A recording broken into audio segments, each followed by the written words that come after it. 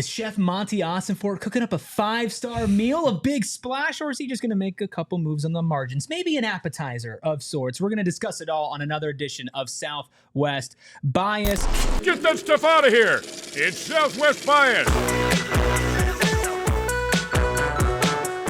Of course, brought to you by our friends over at Desert Financial Credit Union, Arizona's #1 credit union named by Forbes. I got Bo Brack, I got Espo, I am Erik Ruby. We're talking Cardinals. Earlier today and last night, they made some moves on the margins, trading Cam Thomas to the Kansas City Chiefs and releasing backup quarterback Desmond Ridder. Bo, as far as 11:30 a.m. on a Tuesday, what does this mean for the Cardinals?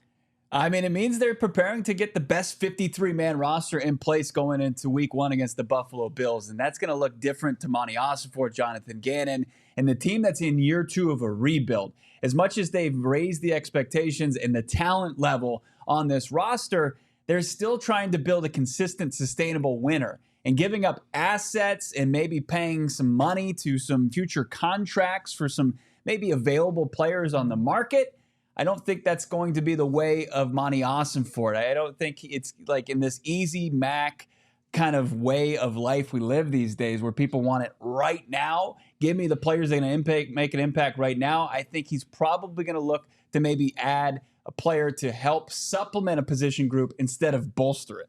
Right. And Espo, from a fan perspective, any move is probably almost necessary at this point, especially at 2 positions we'll get to in a second.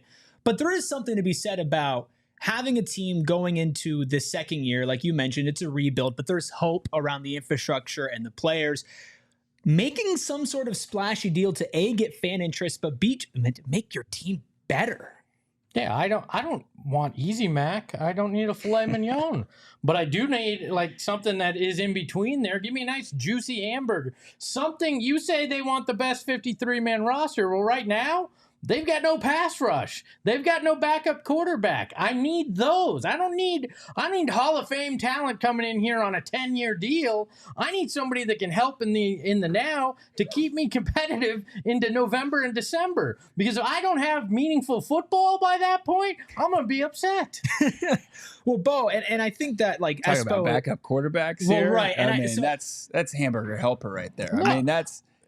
What about, remember last year and going through backup quarterbacks that had to be your starters? This is the NFL. You need some main courses. You need some juice. Does Marvin Harrison Jr. not bring the juice to you? Not if Clayton Tune's throwing it to him. Well, I mean, it's a worst case scenario if Kyler Murray's not the one throwing the ball anyway. Well, right. And I think that there's a couple separations as far as trades go. Trading for a backup quarterback, and there are some specific names that actually hit the rumor market earlier this morning that we'll get into in a second. But trading for a backup quarterback, and then I think the position that everybody's looking at, I know you guys have talked about it on PHNX Cardinals nonstop. I know Johnny is a gross amount. Honestly, the appropriate amount, to be honest with you. Listen, the pass rush, right? They have lost guys to injury. They've now traded away one of their young developing pass rushers who, sure, maybe he hasn't been what they expected him to be. Shout out Steve Keim. But still somebody who was in that room who maybe some people could sell themselves on. He was indeed in the room. He was indeed there. Right? Well, and not there's anymore. not many guys in that room right now. Well, not anymore. Right. And so you make that move and you trade somebody away, and it makes people think, are you setting up for something bigger? And I think if you're going to make a massive splash, Bo, you're going to do it in that pass rush room. And before we get into specific names, you said, you don't want to, kind of handcuff yourself and give out money to players and make this big trade. But I think the Cardinals are in this unique position when it comes to cap space and when it comes to assets that you could make a big or a relatively big splash and not step on your future prospects as well. Well, I mean, look, great investors are still not going to make just bad investments just because they have the money to do so, right? Like Warren Buffett drives around like a 1989 Nissan Altima.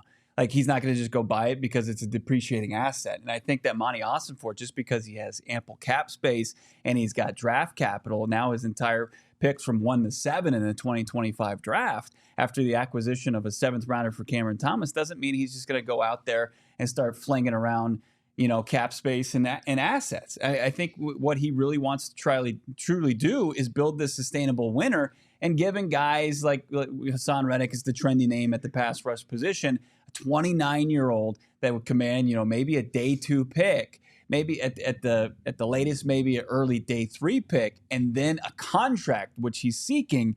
I don't think that's the move that Monti Ossenfort or this organization wants to make, just because it would start to, absorb some of those assets. They've done a good job in really kind of making some moves to improve this roster. And you can't do it all at once, right? They've got their franchise quarterback. Now up next, like you've identified the backup quarterback position and also the edge rush position, which is a premium position. If you have a player on your current roster that can help fill that need, those teams aren't giving those players up. It's unique, and especially the Haason Reddick situation, like that he would be potentially available, still doesn't mean that the Arizona Cardinals are going to be major players for him. And then also, let's not also discount the fact that he would be on his 4th team in as many years. Is that not a red flag to any organization that would potentially acquire him? Bo, you need to call our friends over at Desert Financial Credit Union because you are getting bad investment advice. Because you know how you invest? You buy low and you sell high, right? So if you can get Haason Reddick at a discounted price in terms of what you have to give up asset-wise, and then maybe you can work out a 1-2 year extension so you don't in your cap space too far, but you can spend a little bit now, help yourself in the immediate, and leave yourself flexibility in the far term. You do that, right? Mark this down, Kevin, behind the Mac, because this is one of the only times I think I'll say this publicly. I agree with Johnny Venerable. Oh, God. Haason Reddick is a guy you should be looking at and figuring out if you can get him in, because you have 0 pass rush. You could literally put you out there, Bo, and I think you get about as much pressure as this team is set up to get. And you're playing a killer schedule this year. You need guys that can get to the quarterback. You're not going to have a chance to win. You can't ask Kyler Murray to have to put up 35 points a game because you can't get pressure on the opposing quarterback. And you're also looking at somebody in Haason Reddick as well. You talk about being on a bunch of different teams.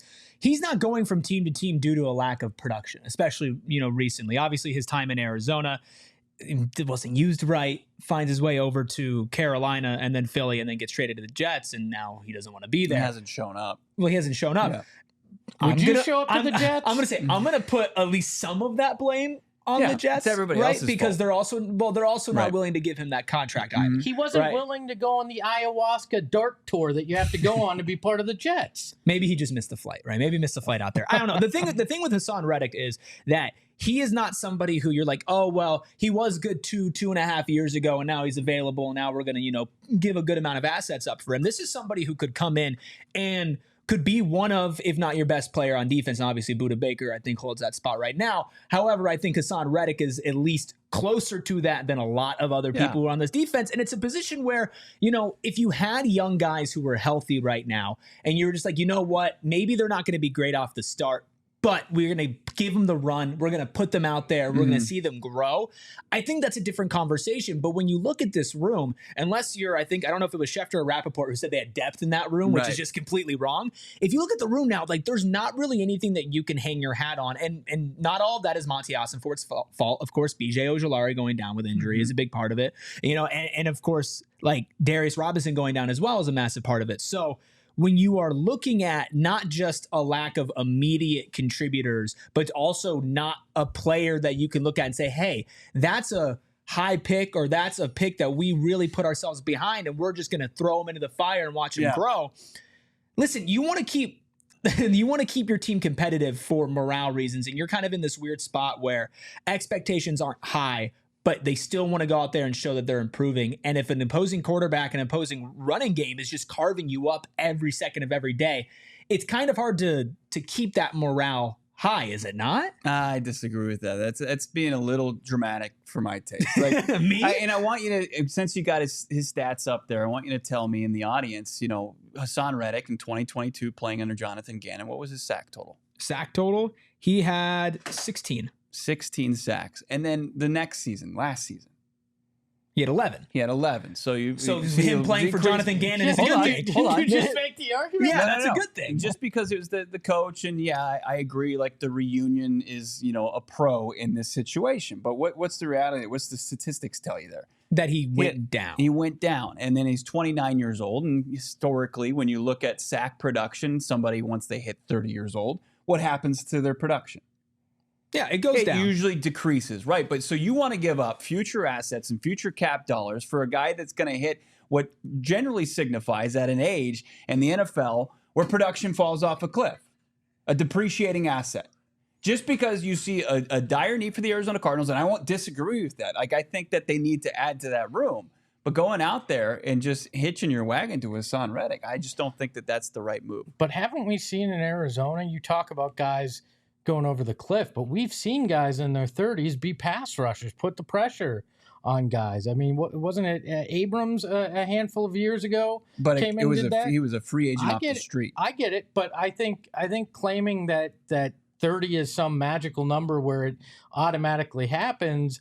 I don't believe that. And I think it also depends on who your coaching staff is. And we've seen, like you mentioned, what Jonathon Gannon was able to get out of him. I'm not saying give him a 7-year contract or keep him in the long term, but if you can trade for him and negotiate maybe an additional year on there to keep him happy, you get yourself an option for the next few years, and it's less pressure on Ojulari when he comes back after an injury as well. I think you got to consider it, because you can't ask Jonathon Gannon to cook when all you got is baking soda and cornstarch in the cupboard at a key position. Look, I mean, I can appreciate that, but at the same time, I mean, the Arizona Cardinals have to prove a lot this season. They're coming off back-to-back 4-1 years, and there's a lot of excitement. And I'm with you, like, especially with this offense. And you mentioned Kyler Murray and them having to score 35 points a game in order to kind of pick up the slack where they have as far as the pass rush and their inability to get pressure.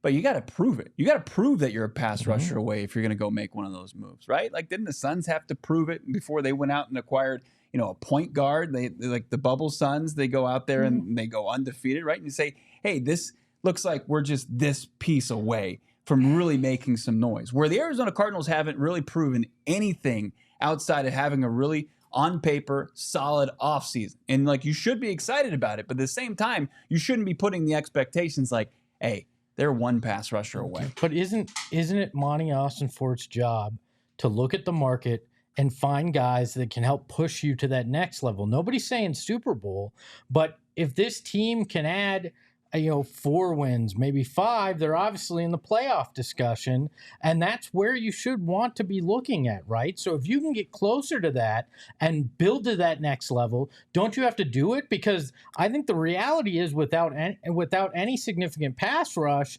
where's your cap? 5, 6 wins? Because you're not going to be able to expect the offense to do everything. And at this point, that's the way that this roster is built, that the expectation is the offense is going to do it. And we saw that doesn't always work. Even with Kyler Murray under the last regime, when you based, let the offense be the one that leads the way. You need to have defensive pass rushing, especially when your coach is a defensive head coach. Well, and to the point of that as well, I think there are two things. I think there's a line. I don't think that you trade a massive amount of picks. No. I think you trade a high second or a high day one pick, or even like a late day one pick, as we're talking, all right, that's a little bit too rich for my blood. I don't think you pay him some massive amount of money that's going to break any records or anything. But you talk about a depreciating asset. Well, you could look at it and say, I can get an asset that maybe this is the lowest that we're going to be able to buy for the next year or two before he starts decreasing again. And I know that under my head coach not that long ago, I mean, we're talking about his year 28 season. That's not like he was some spring chicken under Jonathon Gannon, 24, 25 years old. He was in his prime. He was, right. And he's not that far removed from that, though, right now. It's not like the dude's 34, 35. So I think there's kind of a line there. But also, you want to be able to judge Jonathon Gannon fairly and properly this season from internal year 2 of perspective. a rebuild. From playoffs internal or bust. No, that's not what I'm saying. That's not what I'm saying. But you want to give him, and even if it's not Haason Reddick, if we're just talking about making a deal to shore up that room or signing somebody who can actually contribute, you don't want to put him in a position where he doesn't have NFL level talent at a premium position when he's supposed to be a defensive guy. And now you have all these stats and these numbers, and even if it's not internally, but these stories of what is Jonathon Gannon doing? Is he the right guy? And we all know that, like, as nice as we would like to think that maybe it's different, like the shelf life for head coaches and the microscope that they're under is massive. And as a general manager, I feel like if you're able to get a good asset at a good price, again, good price being the big hinge here, you should be able to do that, especially if it's not like A room that's already loaded and you're just the rich getting richer and you're just giving up assets to give up assets. And B, it's not going to handcuff yourself as a general manager to help build this team in this rebuild. It's not playoffs or bust, but you need to show hope. And if this defense gets carved up every single day, it's going to be harder and harder to find hope, especially with a defensive head coach. And what is he, the youngest defensive coordinator in all football, Nick Rallis? You need to give them something to work with. And you had it, and now they're injured. And now you don't have a lot. 3 day 2 picks in the defensive secondary? What about a first rounder on the defensive line? What about investing cap dollars this offseason on 2 defensive linemen? And also what you have in the linebacking core, plus what you have on the back end of the safeties. Is that not anything? I think it's something, but when you have a room that's so low, like the pass rush. I like where we're going, and everybody can see where the weakness is. Let's just all invest any asset we have in that. I just don't like when we talk about the raised expectations and obviously the reality of win now in the NFL. And Jonathon Gannon and Monti Ossenfort understand that. But let's be realistic about where this roster was when they took things over and where it is now. And you're saying, hey, let's just get off of what's been successful for this organization and its rebuild, and let's divert from that because we view a weakness on this thing. I mean, and let's also consider like that they could get off the field a couple times last year with no talent at all. And now they've infused at least raised the talent floor on the defense, not the pass rush room, because it is the status quo for the most part. But they were able to raise the talent on this defense. Good coaching, improved roster. You should see better results, even on the defensive side, without a pass rush. I just think that to say, hey, they just can't generate it all. Through 12 weeks, they were in the top 12 as far as sacks and TFLs, and then the production just went away the rest of the year. So it's not like they were incapable of doing it. At some point, I believe in building through the draft, but at some point, don't you have to look externally as well? At some point, and this is year 2. And I'm not suggesting you invest a lot of draft capital. I just think you got to consider it at this point to help you feel like you're closer to that next step of competing for the playoffs. I've got a question for you, and I'm going to ask it to you after I tell our friends about Desert Financial Credit Union. It's more than 84 years. Desert Financial has been Arizona's largest, most trusted local credit union, dedicated to creating exceptional experiences and giving back to the community. I know all of us up here use Desert Financial Credit Union, been in my family for generations, and they have always taken care of me and my family. Only place I've ever had my money in. And of course, they can help you with your basics, your checkings, and your savings accounts, but also some more complicated stuff, your mortgages, your loans, your credit cards, investment options, and more. Plus, you're going to do it with a smile on their face at one of their many, many Arizona locations. And on top of all of that, I know that we're getting a little feisty here and it's all in good fun. Never on Southwest but if we bias. want to lift spirits a little bit, I can give each of you $200. Well, actually, I can't.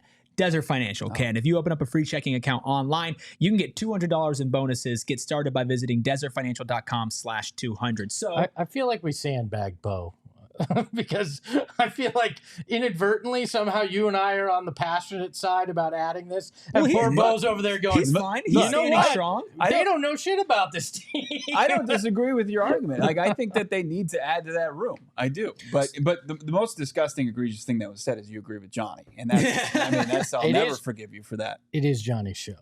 Oh. All right. Before I got to separate you two from a physical altercation, I do have a question based off of that. When you say they need to add something, they need to do something. In your mind then, okay, Haason Reddick off the board, right. Too big of a move. What is the proper move in that room? And then once we address that, let's move to the backup quarterback in a second as well. But pass rush specifically, what does that move look like? The move looks like somebody that is looking for a change of scenery, that's having a tough time, is the victim of a numbers crunch across the league, right? Whether you look like Tampa Bay or Cleveland, where they've got kind of just a mix of pass rushers, and it's too top heavy, and somebody's going to just not see any playing time and is worthy of a roster spot. That they go out there, and if Ossenfort has to give a late round pick to get that player, then fine. I'm not talking like day 2 or early day 3, but a late draft pick, and you can kind of supplement things, or just hit the waiver wire and see if you can get somebody like the Commanders got rid of a guy like KJ Henry, who was just in the draft last year out of Clemson. Maybe you can see, does he fit in this scheme a little bit better than he did in Washington? I think that's probably the move that the Cardinals would likely make over going and trying to make a big splash. Espo, does that satiate you? Is that okay? Just doing something? I mean, yes. As long as something's done, I'm not going to pound the table that there was some egregious mistake. If you do nothing, yes, that's there. Would I prefer a bigger splash like a Haason Reddick? Sure. But as long as you address it well enough, I'll be okay with it. All right. Let's talk some quarterbacks. No, man, let's slum it. Do you not want to talk about some quarterbacks? I got a hot take, baby. Let's do it. Okay, well, before I even get to anything, you say that, roll with it. What's the hot take? I got a name. When you're looking for somebody to back up your quarterback, right? When you're going, okay, Kyler Murray, as long as he's not out for an extended period of time, I think we all agree you're screwed at that point. But a game or two, like it happens with a lot of NFL quarterbacks, you need somebody with experience. You need somebody that is familiar with one of your decision makers in the organization. You need somebody that has proven it before as a starter. I feel more comfortable in that situation. Ryan Tannehill is well rested, is out there, is a guy that has proven it in the league, is from Monti Ossenfort, very familiar with him. I'd kick the tires on there because we saw what Joe Flacco was able to do at. I think he and I graduated high school at the same time. I feel like getting a true veteran presence is what I want in that backup position because I like Clayton Tune, but as we saw last year, he's not ready to be that backup, one injury away from having your season in his hands. Yeah. No, look, I agree. Like, would Ryan Tannehill be a good backup for this team? Absolutely. But does Ryan Tannehill want to go to a spot where the starting quarterback is firmly entrenched in that spot? He's proven in his previous experience when he was in a quarterback competition with Malik Willis a couple of years ago, Frank, he's flat out said he wasn't going to mentor him and he wasn't going to be a good teammate. So would he, even if he could get, a decent contract here, be comfortable coming in and holding the clipboard and being one play away for a quarterback like Kyler Murray? I mean, that's the biggest question there. I don't think it's a matter of, would he be a good backup option? Because he is. Sure. So, I mean, you also have to keep your options open. And I think, you look for experience in a similar system. Drew Petzing, your offensive coordinator, comes from the Kevin Stefanski coaching tree in Cleveland. And they got Dobbs from Cleveland last year before the start of the season. They've got a surplus of quarterbacks now. They apparently are keeping DTR, and it makes Jameis Winston and Snoop Huntley available. I think whoever maybe you could get of those two would be a decent option for you at the backup quarterback. And I think to the Tannehill point, I think it's a little bit different. A couple years ago to now. I thought it was going to be way worse. Like what you were setting up. I thought it was going to be way Actually, my real pick is Chris Strevler. We'll get to the benefits of it shortly. Mike White? Anybody? Miguel Blanco? Yeah. The thing with Tannehill, it's a lot different to come in and be a quarterback to a Kyler Murray than it is to a Malik Willis. And maybe he's gotten to a point in his career where he's like, okay, Kyler's clearly better, but there's obviously an injury risk. If I get a good contract, there's actually a chance that I play. Go to Arizona, live a good life. Backup quarterback's a good life to live if you're living in Phoenix, right? And to be fair, he was right about Malik Willis. That's also true. I think the more likely one is Snoop Huntley or Jameis Winston, of course, because those trade rumors have surfaced and because they're going to keep DTR. The thing with Jameis that's so funny is you see that video, I think it was like a couple days ago, it's like all he does is like a professional speech giver. Oh, yeah. Now, and he could fire you up or whatever. And I feel like that does bring something. But when it comes to like actual play, he's very chaotic, right? And I think what you want from your backup quarterback is you want somebody who's just solid. You want somebody who's going to go in there. He's going to make the right plays. He's not going to turn the ball over. And Jameis isn't at that point of his career like he was when he was in Tampa Bay, where he was turning the ball over as much as he was throwing touchdowns. Like he's still got a little bit of that in him. He's reaching the point of his career where he's the quintessential backup of this time, and that's fine. That's what you want to find, like a guy that can go out there and win you some games, but also it comes with the lack of consistency, can lose you some games, right? It was John Clayton that says that's what you want from your backup quarterback, a guy that can go win you 3 games and is going to lose you 3 games. That's just the reality of it. You're not going to find a guy that's going to go in there and just run your offense and it's just going to be seamless. That's just it. He'd be a starter. Yeah, he would be a starter. Absolutely. So those are the options, and that's why you really do get you slum it when you talk about the backup quarterback market. Well, if something does happen, you know exactly where to go to hear all about it and all the details. And that is, of course, PHNX Cardinals live at 4:30 every single weekday, and also doing, pregame halftime post-game shows throughout the entire season. They've been doing that through the preseason. If you missed those, you can check those out on this channel right here, PHNX Sports. Hit that subscribe button, hit that like button. You can follow Bo at Bo Brack. You can follow Espo at Espo. Catch him on PHNX Suns every single weekday at 3 p.m. You can follow myself at Erik Ruby. That's Erik with a K. And you can catch me on the Sun Devils show at 1:30 Monday through Friday. Plus, now we're doing post-game shows as well as we're getting into football season. And we're going to touch on that from the U of A and the ASU perspective on the next edition of Southwest Bias later this week. So we'll talk to you guys then. Don't tell Johnny what I said. Get that stuff out of here. It's Southwest Bias.